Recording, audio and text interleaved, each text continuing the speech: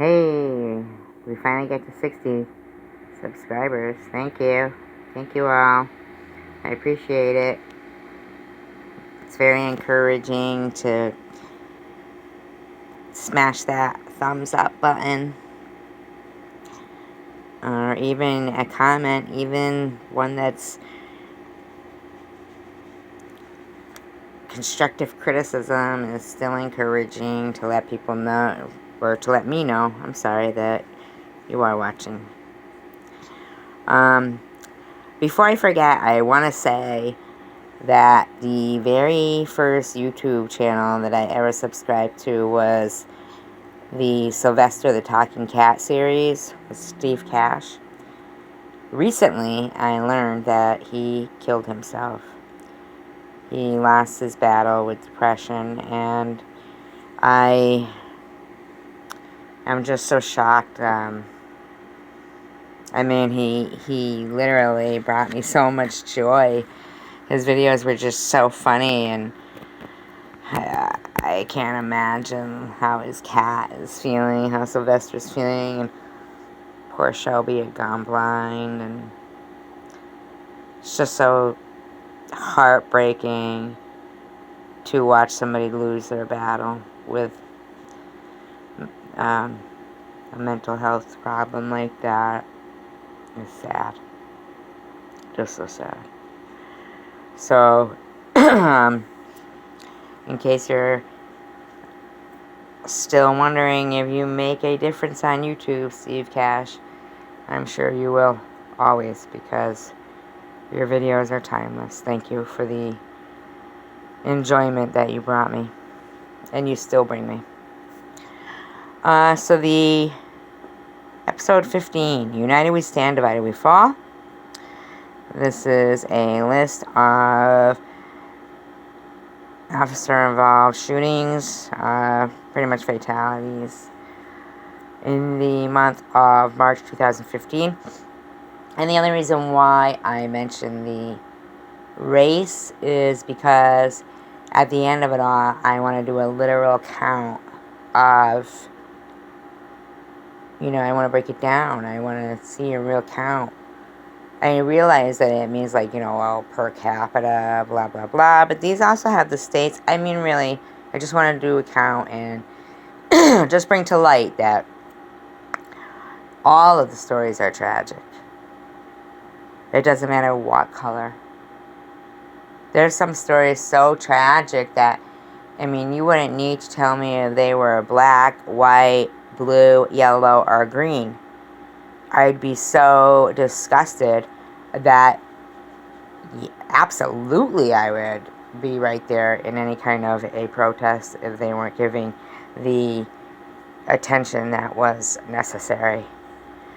So I want to pick back up with ROBERTOJOSELEON, which actually is another one of those cases where I do not believe that he got the justice that, this shouldn't have even happened to him. To me, it almost sounds personal. Sad thing is that in these areas of California, what I've come to see is that these people, they lose a lot of sons, and it seems unnecessary. I'm not certain why.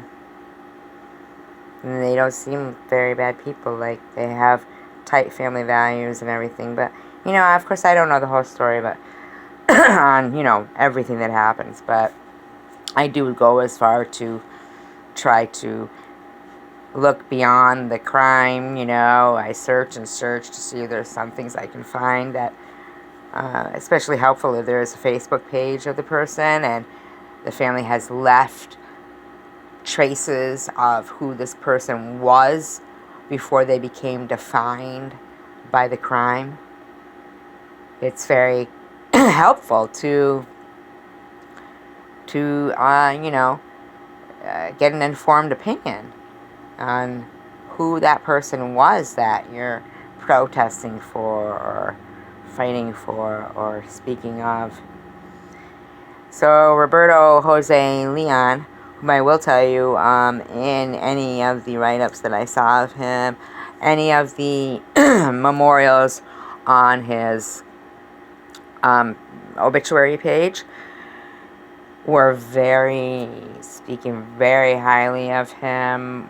More than 3 mentioned how respectful he was. That was something that was a common sentence found when speaking of him. And that basically he was not a bad person, is what everybody had to say. I mean, when there's somebody who's a bad person, you don't see a lot of memorials on their obituary page. And it's not like a nicely written, 3 or 4 paragraph obituary either. It's just, basically, hey, let's get out of this cheapest way we can, and put a 3 or 4 sentence blurb, but because really if there's nothing to say. But evidently this kid, he sounded like he was an upstanding young man. So he lived in California, and I believe the area of Sacramento.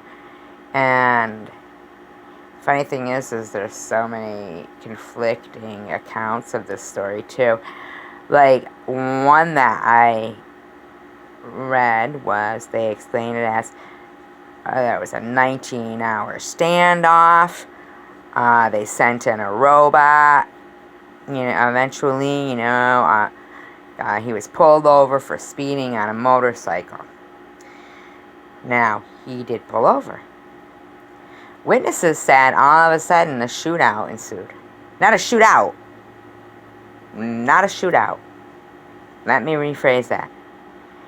The police officer that pulled him over opened fire on him. At least hitting him once. Okay? So he's trying to get away on a motorcycle, and this cop is shooting at him, to his back. And so he gets off the motorcycle, and as they put it, carjacks a Bronco. I would say that's not carjacking. I think basically he just wanted